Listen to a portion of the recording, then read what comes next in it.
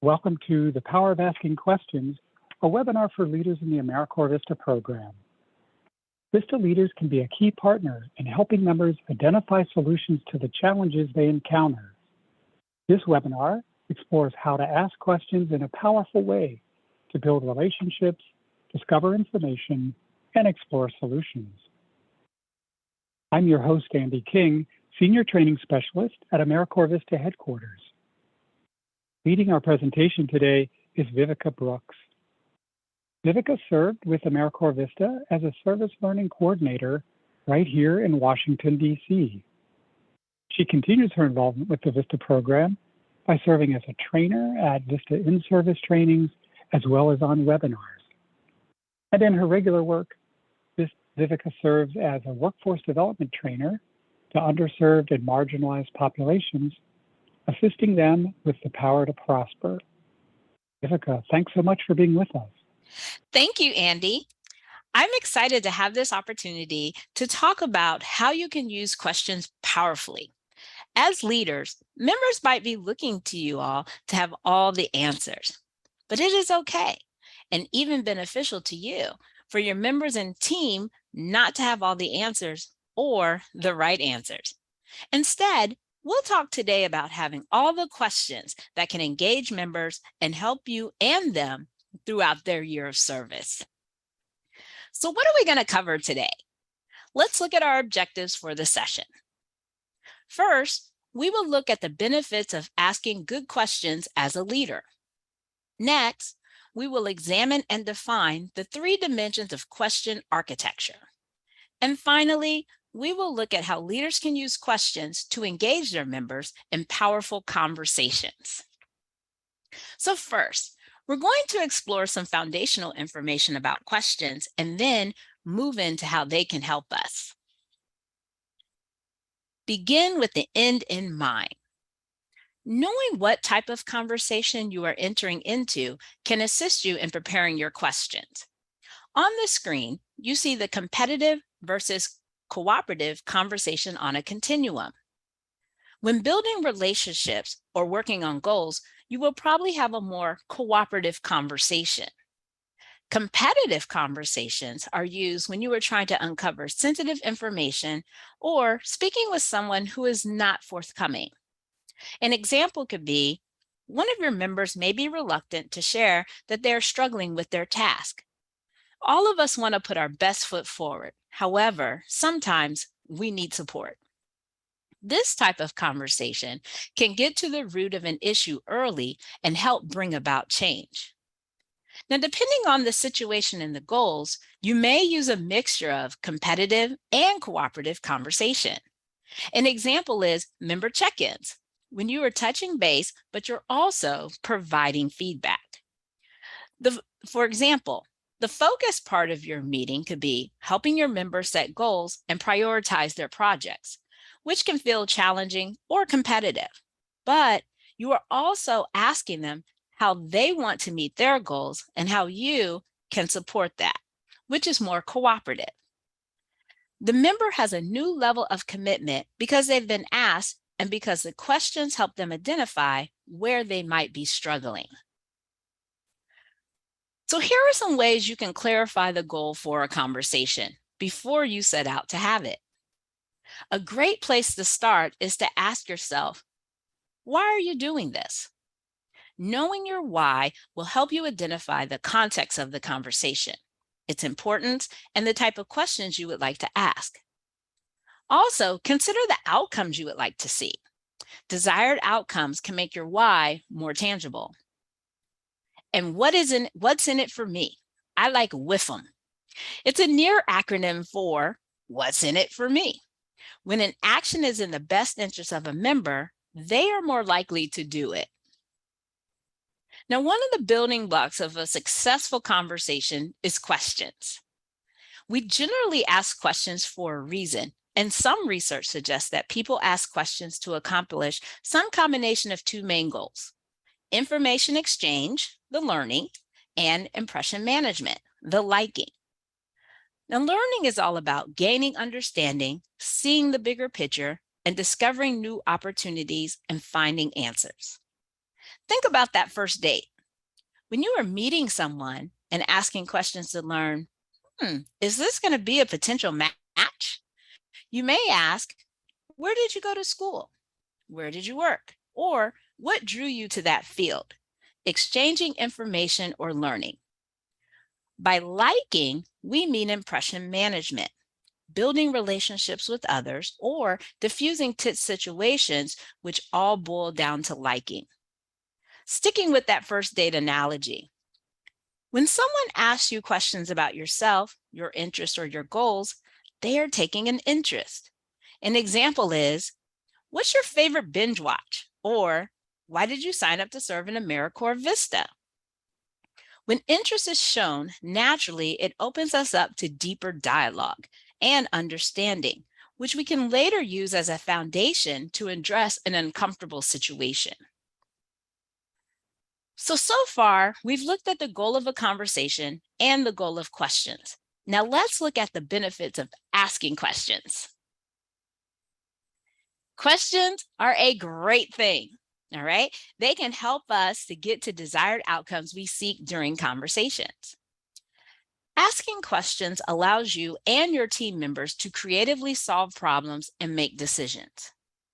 By asking about challenges, you can ensure that your members are working on the actual problem and not just the symptom. They can gain a new perspective to reframe a problem, shifting the focus from the negative to the what if. And this can help all of us move to making the best decision. Research shows that leaders who ask powerful questions have the greatest success in both seizing new opportunities and addressing unexpected challenges. Powerful questions can spur innovation. They can challenge assumptions, evoke discovery, create clarity and insight, and bring about collaboration that allows members to bring their experience and ideas to the table. An illustration of this is Domino's Pizza. Now, when Domino's heard that customers were unhappy with their pies, they didn't hide this fact. Domino's embraced it as an opportunity to do something different. They asked their customers what they wanted, and in a public way through advertising. They invited feedback via their app and website, and then went a step further by sharing the feedback through a national ad campaign. Asking their customers what they want and using that feedback in product development allowed them to innovate and create something they're proud of. Leaders who ask powerful questions can also lead to change in an organization's culture. Asking, why do we do it this way? Or what opportunities are we missing? Can bring about learning and change. When others see you asking questions, they too may start to question assumptions and think about new ways of contributing to the organization. As a byproduct, you are creating a learning environment where members feel valued and safe and bringing in their new ideas. Asking the right questions can empower and energize members to take ownership of challenges they may face. Questions can often help them discover that they have the solution. You're merely helping bring it to the forefront. Engaging your members this way can also help them feel comfortable asking for help. We know that no two members are alike, and by asking questions, you allow each one to contribute, feel supported, and shine. And finally, asking questions effectively can build trust between you and your team, as well as among team members. Dana Brownlee, author of several LinkedIn learning courses, notes that building trust can lead to psychological safety and being able to speak freely without self-censorship. Trust also boosts morale, and morale is everything when you are in Vista. It generates goodwill, which can also help to minimize miscommunication. Leaders who exhibit vulnerability and ask for help, they're sending a strong signal to others that they are trusting and more likely to be trusted in return. So open that door and get members talking, which is exactly what we are going to do right now with our first chat activity. Andy? Yeah, thank you, Vivica. So here's a chance for all of you to apply what you've just learned using this brief scenario.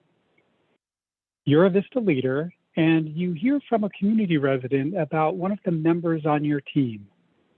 The resident says that there were a couple of things the member was supposed to do before a recent community meeting, like provide an updated project plan and bring a list of businesses that are within the target zone. To the community resident's knowledge, those things didn't get done, and according to her, negatively impacted the event.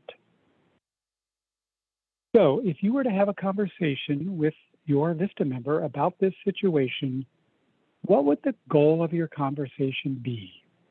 So please share your thoughts in the chat and be sure you're sending your response to everyone. So the question again, what would the goal of your conversation be with this member?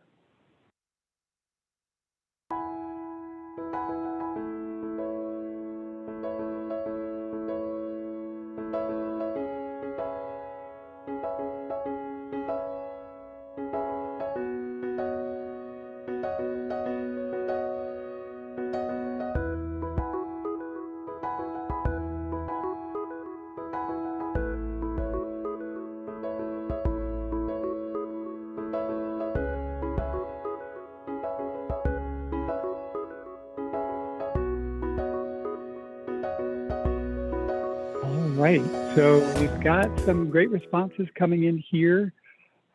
Seems like there are a few themes that are emerging here. A couple of you said you wanted to find out what happened, right? Get the Vista member side of the story, get a little bit more detail about what actually happened from the member's perspective, and then to try to find out what maybe was going on, right? What did something get in the way? What caused these things from not getting done, if indeed they didn't get done? And others mentioned about seeing how the member is feeling, right? Like checking in with them, trying to see how they're doing, and see what kind of support they might need, or how you as the leader might be able to help them or to support what it is that they're doing. So a lot of great responses so far. Keep yours coming if you're still in the middle of typing. Hope I didn't interrupt that. Go ahead and keep sending those in. Vivek, I'll turn to you to see if you saw some other things in the responses. Well, just echoing what you just said, Andy, as far as asking the Vista what happened and seeing what supports that are needed so that that's not happening again. So great job. We're going to, like Andy said, keep those responses coming, and we appreciate you all engaging with us today. And now we're going to keep moving forward. So next, we're going to look at two parts of asking questions that can determine how effective your conversations will be. So there are two parts to asking questions. The first is the question itself. Now this includes the structure, the contents, format, assumptions, etc. The type of question you ask will in part determine the kind of answer you get. The other part is the asking. This is how we ask the question, and this includes the context, the tone, setting, etc. The two different puzzle pieces are meant to fit together to help us create a beautiful picture. We'll start first with the question. Now, as we saw earlier, questions can dramatically improve the quality of insight, innovation, and action in our teams. But we need to ask the right questions, and the questions need to be good ones. So let's look at the question itself. Now, there are three dimensions of formulating powerful questions we're going to look at today. We have structure, scope, and assumptions.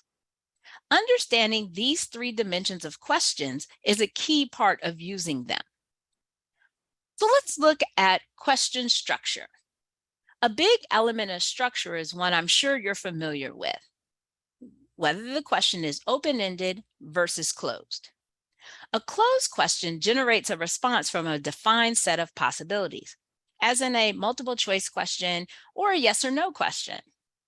Now, closed questions have their place. For instance, if you're having a competitive conversation, you may have a member who is reluctant to share information.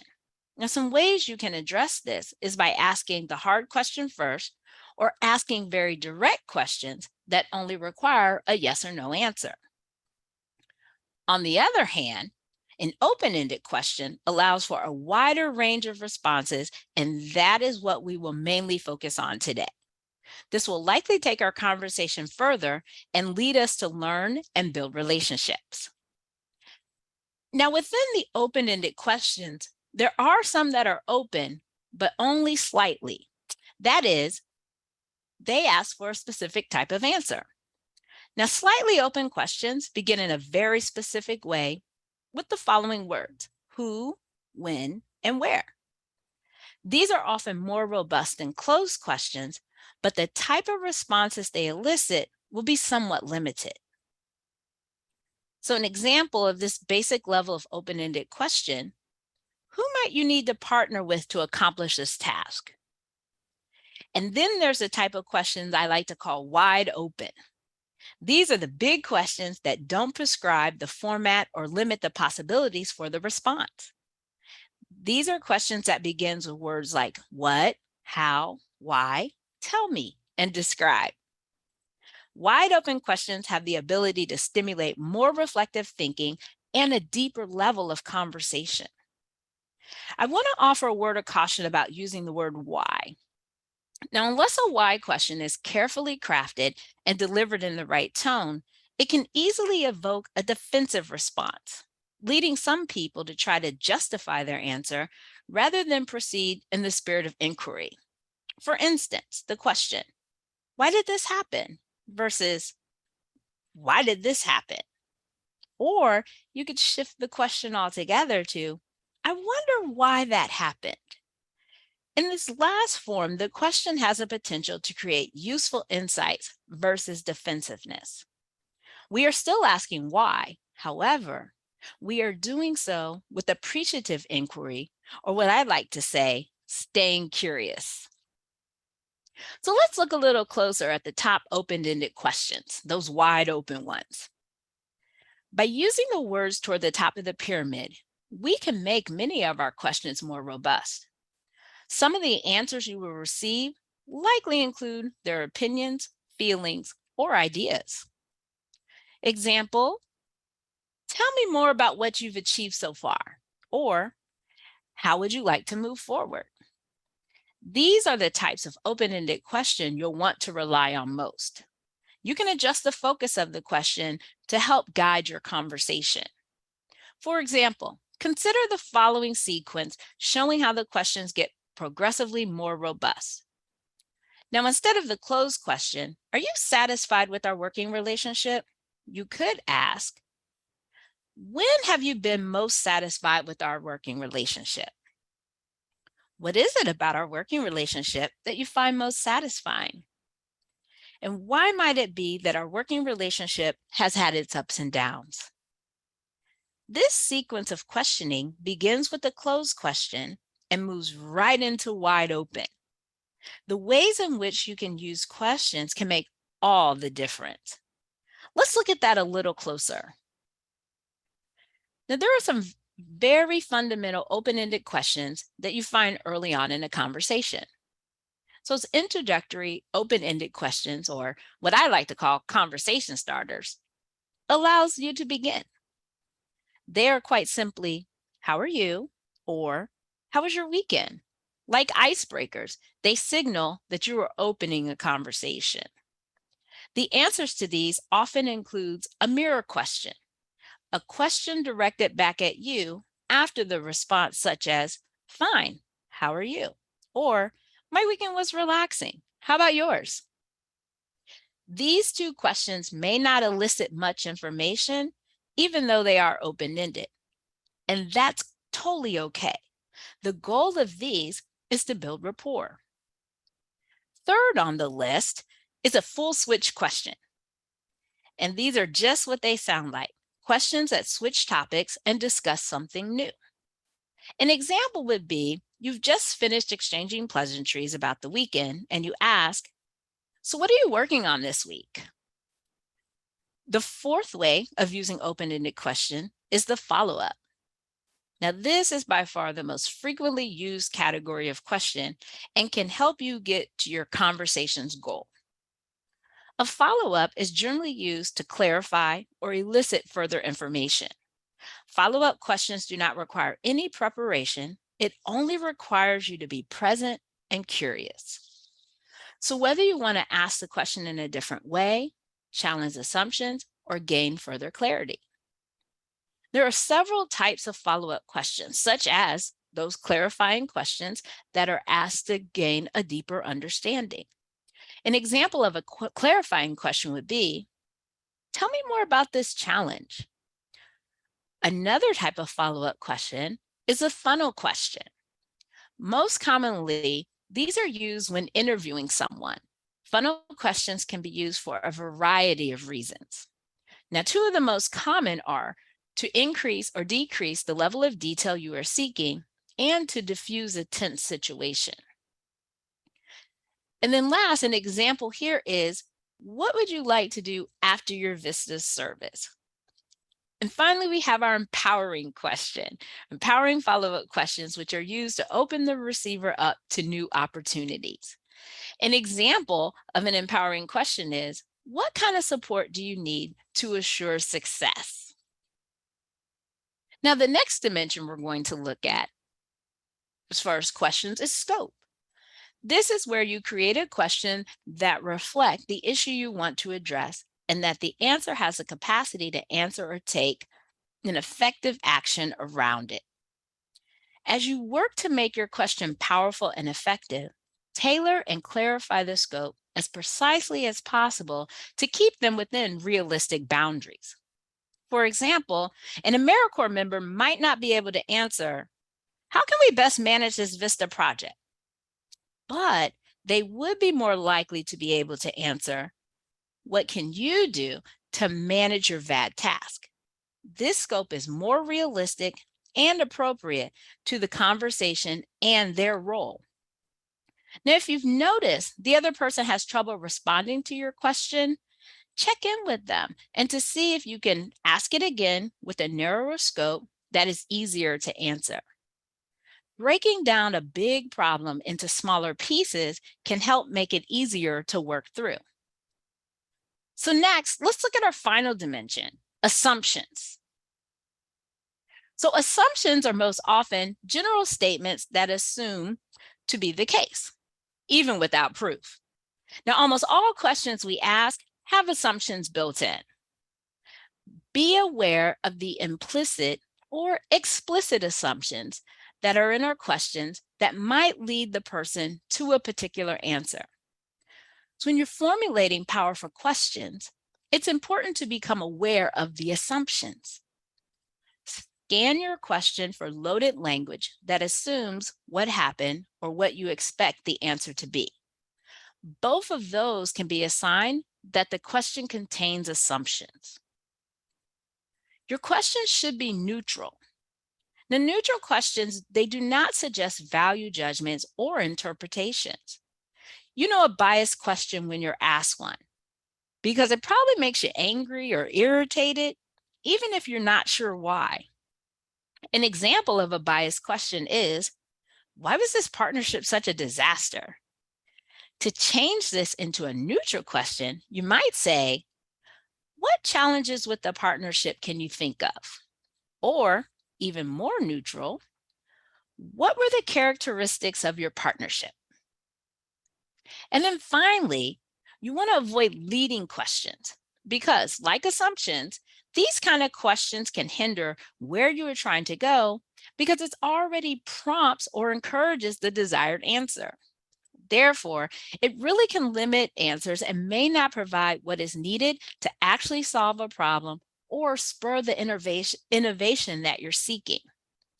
So an example of a leading question is, your relationship with the community partner is fractured, isn't it? It makes sense to address assumptions head-on by asking, what assumptions or belief are we holding that are key to the conversation we are having here? This can help you get at unconscious and conscious assumptions. All right, thanks for all that, Vivica. Now we want to hear from you with another activity. And this time we're going to use what we call the waterfall chat approach for sharing your thinking. So the way it works is I'll ask a question and you'll compose your answer in the chat panel, but you'll hold off on hitting the enter key until I give a signal.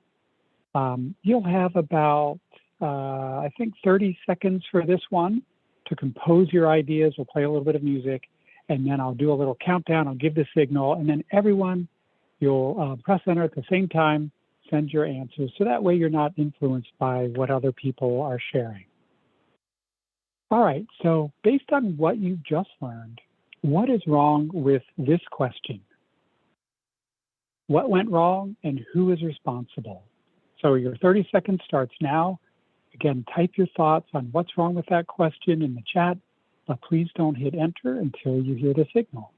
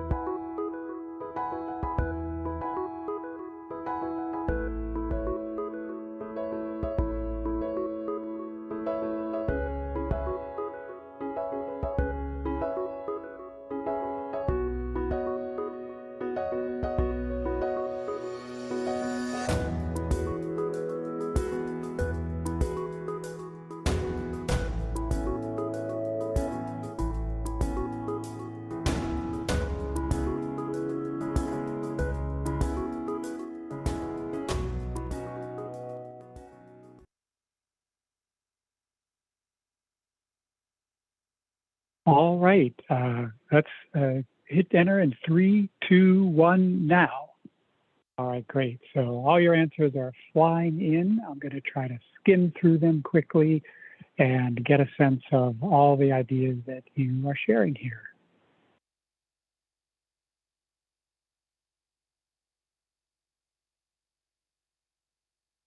All right, so some of you are saying that the question sounds accusatory, that there's a sense of blame or assumes that someone is to blame here. A couple of you said that it's biased.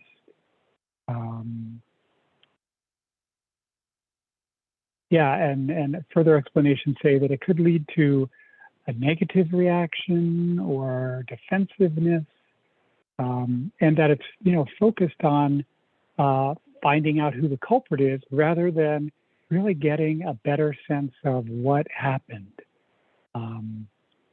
Yeah, so a lot of assumptions. A lot of you are pointing out the assumptions that are here in the question. Mm-hmm. That the question is leading. Yeah, and there may be a couple other things wrong here. So I'll pause and turn to Vivica and see if there's anything that you would add. Yeah, they're definitely spot on. I think they did a great job, and I love waterfall exercise in the chat. So thank you everyone for participating in that. And so this question doesn't use neutral language. It assumes blame and wrongdoing, and that can just make people shut down or become defensive. And also, it asks two questions at one time, which could lead to further confusion. So let's look at a better way to phrase this question. So one option might be, what can we learn from what's happened? Or what possibilities do we now see? It is really taking a similar direction to get at the answer, but a couple of different ways to neutrally ask and encourage further discussion. So let's look at some examples of good questions. Now notice that most of them begin with how, when, or what. Now some of the follow-up questions we talked about earlier can reflect active listening. An example would be, it sounds like that made you feel angry. Tell me more about it. This demonstrates that you are listening closely and allows the member to examine themselves on a deeper level. When we can repeat a few of the words we just heard and turn them into follow-up questions, we are continuing to show interest and solidify trust. Now, action-oriented questions help you to get a sense of the direction the member is going while acknowledging your care and commitment. Some examples might be, what are you planning to do? Or, how can you apply this skill to your project? Some questions aim to evoke discovery, insight, or clarity. What are you trying to understand? What feels unclear? And what can you learn from it? In the first part of our session, we talked about WIFM. This type of question will also allow you to clarify for yourself what is in it for them. And then finally, you can use questions to challenge current assumptions or even remove barriers. Some examples are, what is stopping you from, or what else might work? When we're asking questions to help members reframe their thoughts, this is a powerful leadership tool that you can use individually or in groups. So beyond the overall question type, there are a few other important aspects of question structure you want to keep in mind. So I'm going to keep questions short and precise so it's easy to remember and understand. For example, what interested you most about the VISTA program? You're not asking everything that interested them about the position, but what interested them the most. This gives them a clear focus for their answer. Next, ask about one thing at a time.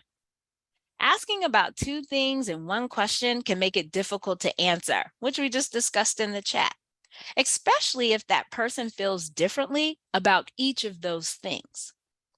So here's a question that asks two things. Which processes can we improve or keep the same?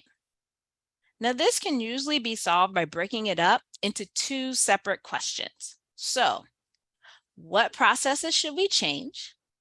And which processes should we keep the same? And one final tip. Before a meeting, draft several questions relevant to the topic.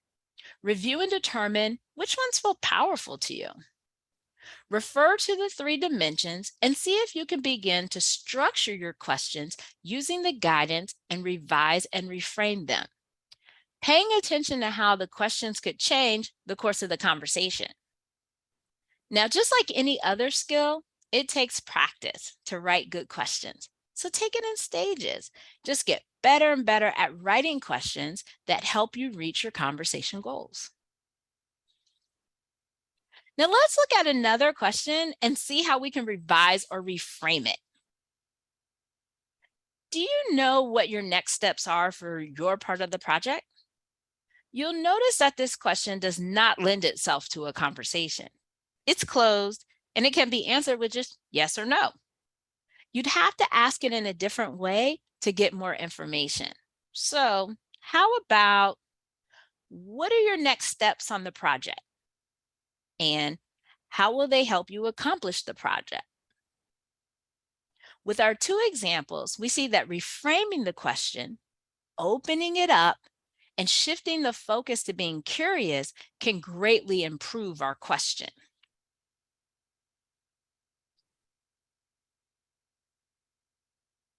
Okay, so for this next part, we'll use the waterfall, activity rather. We'll give you a chance to practice what you've just learned. We're going to do it in 2 parts. So first off, I'll set the stage. You're wanting to get input into the professional development that you've been providing to your team. You decide to have a one-on-one conversation about it during upcoming check-ins. So you write down the following questions before the meeting. Are you satisfied with the training I've developed for you and the team? Why or why not? So that's the question you're considering asking each of your members during the check-ins, but you think you might need to revise it.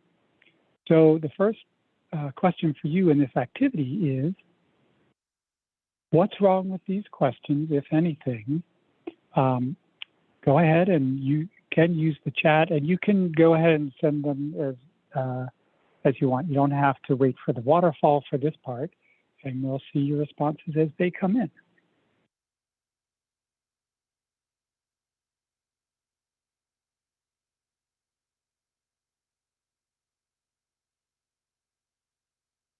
All right, so right away I see some patterns coming up here.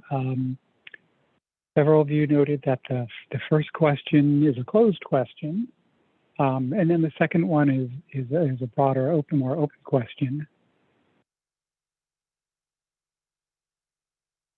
And let's see what else.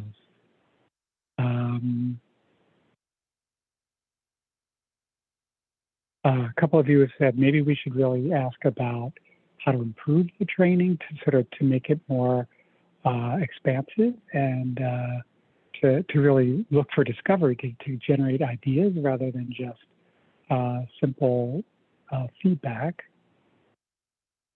Yeah, asking the question this way, you might not like the responses that you get. So that's a good point that one of you mentioned. Mm-hmm. Yeah, there are two questions in one here, but they, depending on how they're asked, that may or may not be a problem, but a good thing to pay attention to. Yep, and then a couple of you mentioned if the respondent gives feedback, and the feedback, could be perceived as negative, that could be uncomfortable for them, right? Like it's hard, especially talking to your leader or someone that you perceive in a position of power or authority. You might be hesitant to respond, so you might not get really clean answers there. All right, great responses, lots of ideas. Mm-hmm. Vivica, what did you notice?